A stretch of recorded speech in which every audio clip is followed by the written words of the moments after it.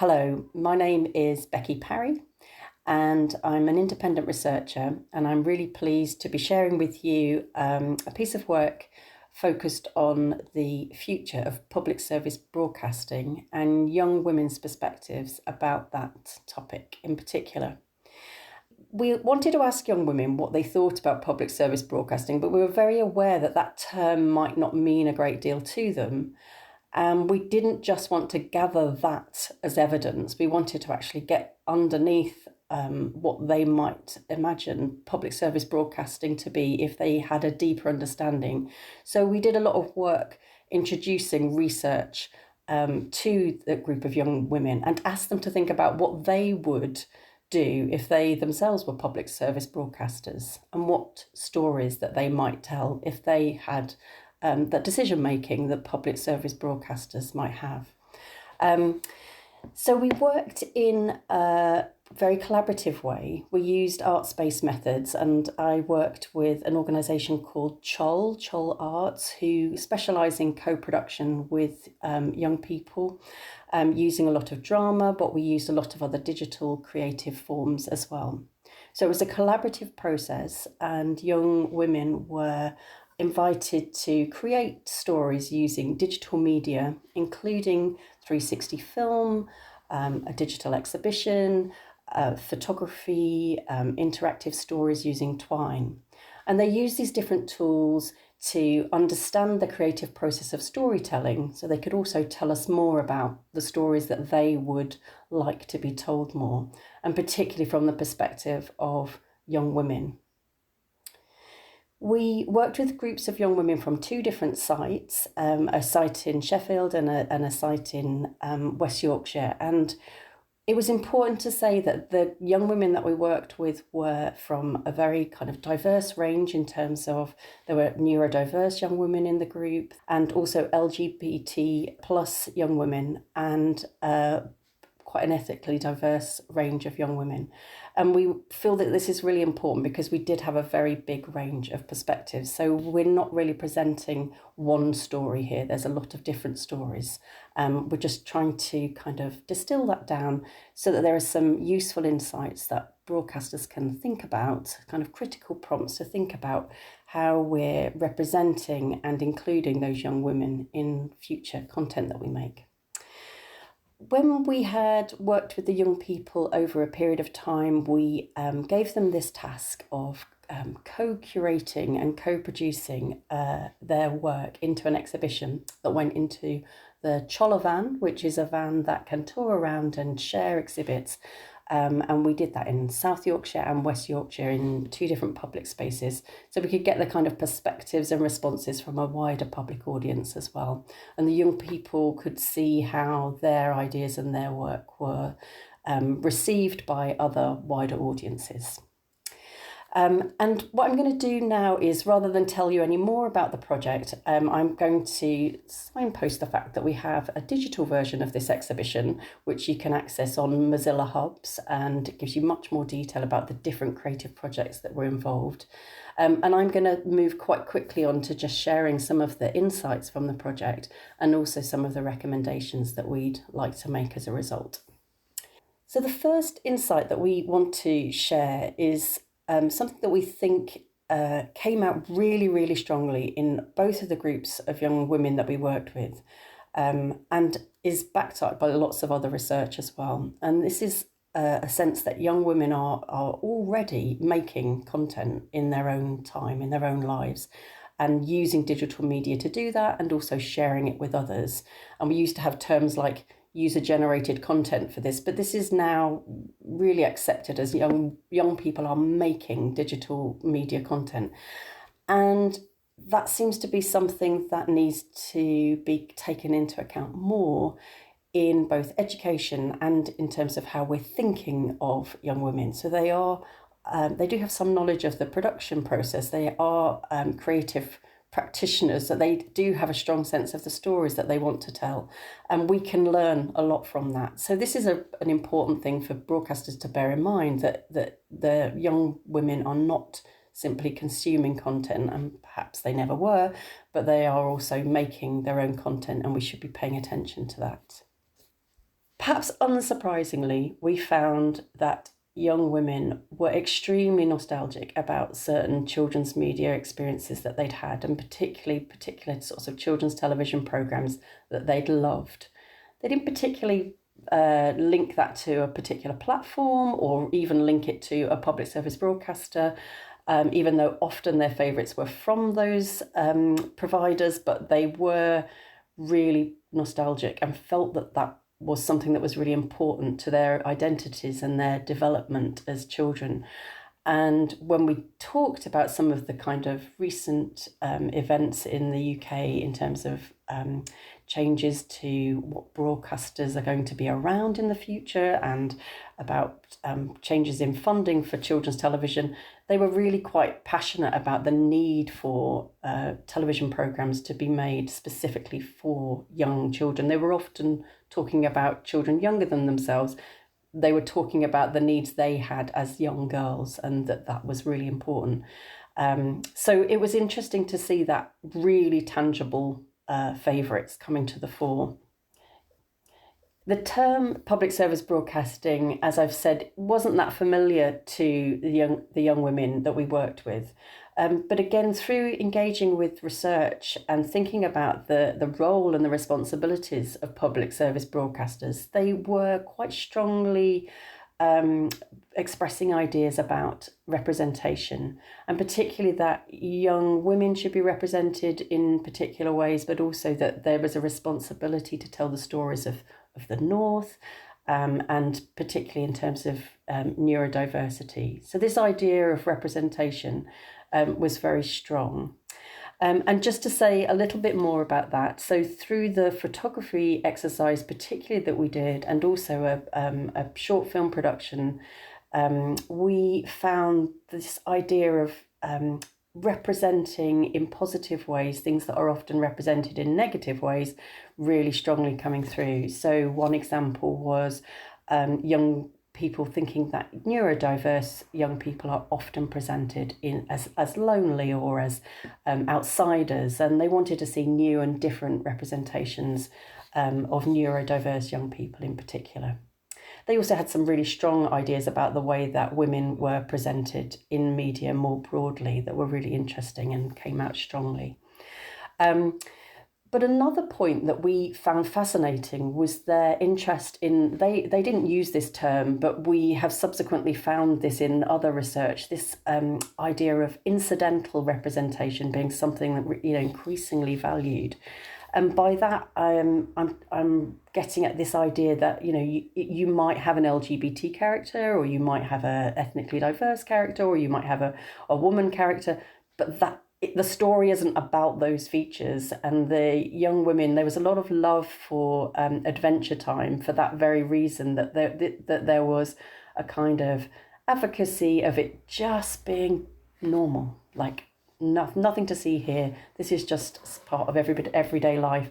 And there was a lot of appreciation of that, and in the text that the young women that we worked with highlighted, and they wanted to see more of that. So I think that's interesting, has interesting implications for broadcasters, because we are often positioned as this idea of needing to present perhaps strong women, or somebody capable who might be neurodiverse, and we're in danger of just kind of perpetuating new stereotypes. So there was an interesting tension that they were raising there.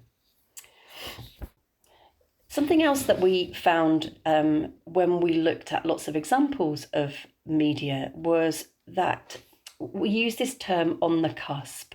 So young people were making media texts and telling stories that were quite dark, they were quite complex, they were engaging with the issues that they're actually kind of dealing with in their lives. And yet the media texts that they were engaging with were so either from this kind of quite nostalgic perspective, going back to childhood texts, or they were looking further ahead and just accessing content that had been made for adults, not at all for their own age group. And there was a real lack of knowledge, actually, of some of the kind of popular television series that have been made with strong female characters in them, that they hadn't really kind of across their radar. So I'm thinking of things like Noughts and Crosses and the Golden Compass series that that has been televised recently, and you'd think that perhaps they would know about, and some of them had read those books, but they hadn't actually kind of really engaged with the television series. So we were surprised about that. And so it was a question of, it's not so much that that perhaps young women were underserved, but that they weren't finding that content, or that it wasn't speaking to them. I'm not quite sure which of those, but it's something that I think does give us some something to think about there. And there's definitely a sense that the stories that they were telling were going much further into maybe darkness and complexity than perhaps you might find in some of the media that is made specifically for that age group. So in terms of priorities for broadcasters in the future, we want to emphasise that young women are producers, creators of content, and that's something that needs to really help us shift our thinking away from them being consuming, that they have good, deep knowledge of how texts are made, and that changes and shifts how they are as an audience. It was clear that young women need specialist media made for them, that they themselves felt strongly about that, and that we felt that there was a need that wasn't quite being met, or that whether content that was being made hadn't quite reached them. And whatever's going on there needs unpacking further. But there was a very clear sense that there were stories that the young women were interested in being told and hearing about that weren't reaching them or weren't being made. And that's still important. We still have that kind of strong tradition of boys being in lead characters, and it still needs tackling and addressing. Something that's perhaps heartening for broadcasters is a strong sense that we had that children's experiences of media in childhood is really formative and impacts on identity. And whilst that might not be surprising, it was useful to see that that's still really strong, and that influence of favourite media text was still really important. And so children are still looking for those experiences in their childhood that are helping them to understand the world and their place in it. And that, we have this huge responsibility to do that as far as young women are concerned. So of course, this is something that broadcasters are thinking about, but perhaps, again, we need to think about that in terms of representations and not slipping into some kind of quite default representations of the strong girl or the bossy girl, or the second character who supports the boy character, and try and look at some really kind of more diverse and innovative representations. And particularly the young women in our study wanted to see a kind of real diversity of gender experiences and identities being represented. Young women's experiences of making technology, I've mentioned that these are important to broadcasters, but these are also really important in the schooling context. The way that we see young women as engaging with technology needs to be engaged with in school and within education. And that's important, not just because of, we need to develop ways of working in schools that engage young people, but also because these are their pathways into careers in the creative in-screen industries. And we found, even where we were working with a school with a very strong focus on the arts and with a college with a huge focus on the arts, and even there, the young women's skills in terms of the arts were often, it was drawing, it was traditional, and the digital was a bit outside the classroom, a bit left at the door, and the teachers themselves were raising that.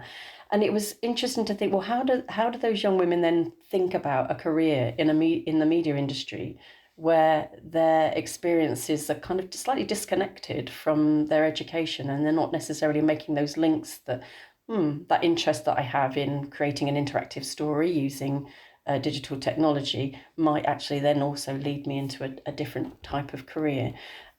So we feel that connection within education is important for broadcasters to think about as well. it was clear from working with the young people that there were aspirations to work in the media industries, but a lack of understanding of what career pathways might be available to them. And we think this is something that public service broadcasters need to think about when developing traineeships and apprenticeships. There are barriers linked to neurodiversity or disability or ethnicity. And recruitment is only one part of that, and supporting young people and young women particularly once they've progressed into those programs is also important. And obviously, mostly our project was looking at young women's perspectives of existing public service broadcasting, but we've made this kind of leap into thinking about the production and the careers pathways, because it does seem to really strongly follow that the only way that you're going to get that kind of change in perspective and more diverse range of experiences represented, and of course the North represented, is by being inclusive of young women.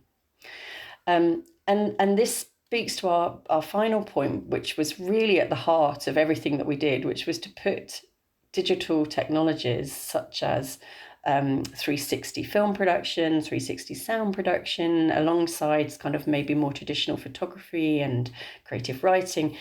And we found the young women that we worked with had huge enthusiasm for those tools, but they were really unfamiliar, and they were only just starting to kind of get a sense of, well, how could we use these?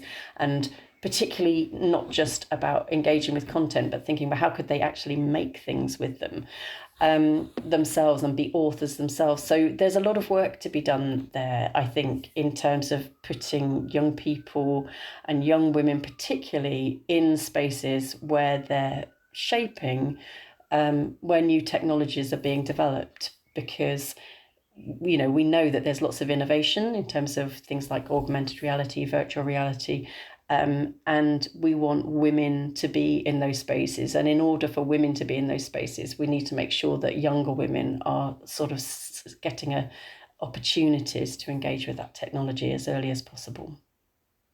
We hope that's been a useful insight into the perspectives of young women in relation to broadcasting, but also in terms of their access to creative careers. But I would really urge you to access the exhibition, a digital online exhibition that we've created, where you'll get to hear and see the perspectives of young women much more directly, and see what they made, and hear them voicing their own ideas and concerns. And you can find this it's a digital exhibition in Mozilla Hubs, and you'll find the report from the project in there as well. And you can access the Mozilla Hub exhibition via a QR code, which we'll show you now. And it's really easy to access. You don't have to sign up for anything. And if you haven't used Mozilla Hubs before, we found it a really interesting tool to think, what is a physical exhibition that we've made in a van that we took around a museum and a school in Sheffield, and how does that compare to having this digital online space? So it's a 360 exhibition space. You can kind of walk around it, and you can hear, there's some audio from the project that you can hear in there. Great tool to be using for a project like this, and we hope you enjoy seeing the exhibition.